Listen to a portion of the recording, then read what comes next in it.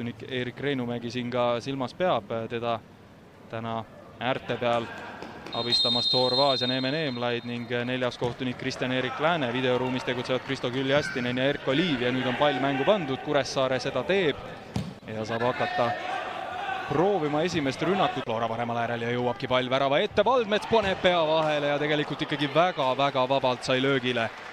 Väga-väga vabalt sai löögile, aga natukene vist jäi pall selja taha ja no nii, Golobov läheb. Varjundil on nüüd palju ruumi, aga ei lähe ise löögile, lükkab veel edasi. Veel võimalus ja nüüd peab tõrjuma Nõmm ja lükatakse ikkagi mööda. See oli nüüd selgelt senise mängu kõige ohtlikum võimalus, mis Zenjov. Valdmets. Teevälile ette, Teeväli lööb ja nüüd teeb Nõmm tõrje. Aga taas võimalus Kuressaarel, no nii, nüüd saab Jürisoo jooksu ja Jürisoo on karistusalas palliga, sööt keskele, Visse lükkab ja lükkab ära 1-0. FC Kuressaare 27. minutil läheb juhtima ja see ründeliin mööda, kes Eesti U17 koondise eest siinsamal staadionil lõi väga ilusa värava Horvaatia võrku. Kevade lõpus toimunud EM-finaalturniiril saab nüüd ka Premium-liigas jalavalgeks, Visse läheb eest ära Pihelal ja lükkab palli lati alla. Ja sellega on FC Kuressaare läinud seda mängu 1-0 juhtima ja Flora jaoks ei ole seis üldse mitte ilus. Et nemad peavad nüüd kiiremas korras hakkama omi asju ümber vaatama. Ja see tähendab ühtlasi seda, et Kuressaare nii-öelda jooksvas tabelis on taas Narva Transist 7 punkti võrra ees ehk noh, muidugi siin mingitest punktidest on sedavõrd vara veel nii-öelda ennatlik rääkida ja kindlasti annab see Kuressaare värav nüüd Florale indu. Varjund on karistusalas, Varjund, no nii, kas lükkab ära, Nõmm teeb supertõrje ja siis lükkab Marko Luka palli nurgalöögiks, aga Flora vastu lüüa. Vaatame kordusest. Varjundil oli tõesti suurepärane võimalus, aga ei löönud seal ära ja sellises olukorras, sellises seisus tuleb sealt ära lüüa, võtab veel kaitse ette, aga siis oli Nõmm juba liiga lähedal vastas. Pall ees, kas võtab ette Antonovi, Demidov lähebki mööda, tõstab palli tagumisse posti, aga sealt paneb Kuraksin pea vahele ja Jürisoo ei saa löögile.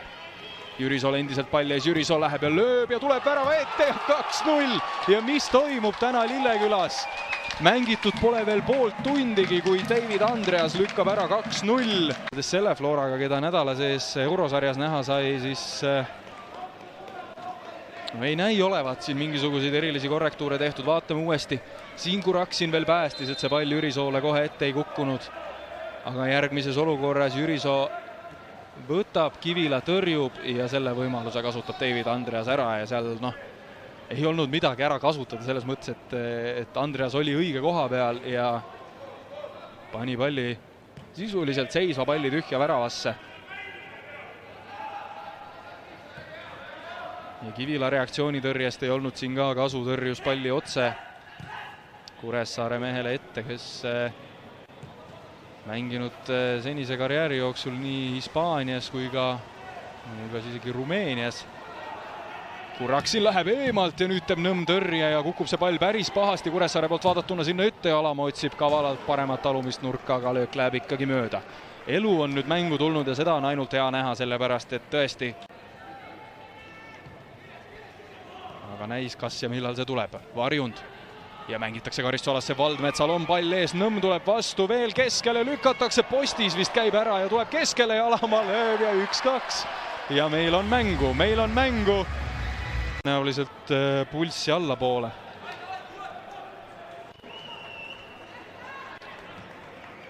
Ja saame öelda, et hoolimata Kuressaare kaheväravalisest eduseisust ei ole mäng veel kaugeltki tehtud.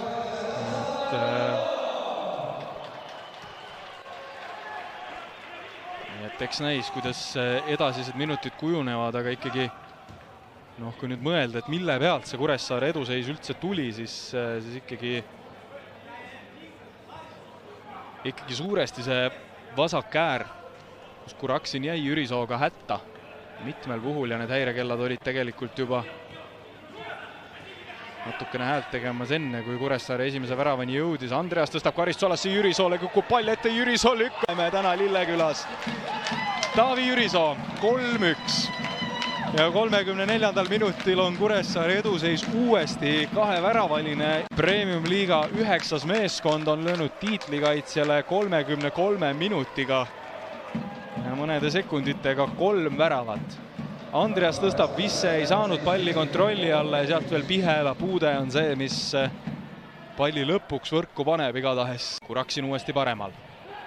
Sööt Kastijoone juurde, Varjund saab löögile ja lööb napilt üle ja Nõmm on nüüd pahane. Pidi jõuab. Senderdus värava ette, sealt jätkatakse ja veel võimalust, aga Nõmm saab enne väravajoont vist ikkagi palli kätte. Õnneli nüüd Kuressaarel, aga õnnestub. Tegutsenud saab ise kõrgemale tõusta.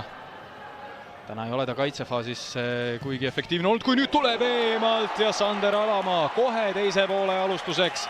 Lööb pullitada, kui jätta kõrvale ka need värava olukorrad, aga loomulikult need ka seal hulgas. Aga on Alamaa olnud üsna terav.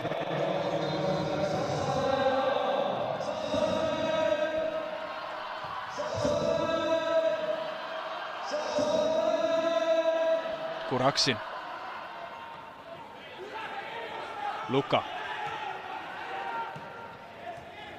Ja no kindlasti toob see elevust juurde, aga samal ajal saab Demidov paremalt äärelt minna, Kivila siiski vastas. Ei õnnestu palli küll omadele jätkata, aga natukene ikkagi pinget hetkeks maha, väga täpne löök. Siiski mitte saatuslikult. Demidov mängib ja nüüd on Jürisol võimalus ja Jürisol super võimalus otsustada see. Aga pall endiselt nende käes. Alamaa, no nii, läheb keskele ja tahab kindlasti 3. väravat ka. Kukkumise peal suudab palli Tovstikule edasi mängida. Tovstik annab eemalt tuld, aga lööb ikkagi üle värava. Rikošett oli ka siiski palju saanud teha, aga nüüd täpselt samamoodi. Ja leiabki värava eest Tovstiku, tuleb löök ja pall kukub, aga kukub ikkagi üle värava ja jällegi see, kuidas see olukord praegu lahenes. Pihela. Kõrgem pall ääre peale ja Alamaa saabki selle omaks võetud.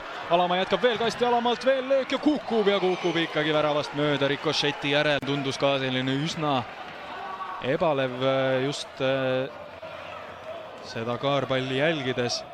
Eks me siit saame nüüd teada, kui palju ta tegelikult mööda läks. No voogu üles võtta, ruumi on, Piil on vastas, aga Lukas tuleb ka selja tagant. Lükkab Varjund vasakule, seal on Alamaa, kas võtab Saare ise ette, Alamaa läheb löögile, aga lükkab tagumisest postist mööda, ikkagi üsna kindlalt väljale.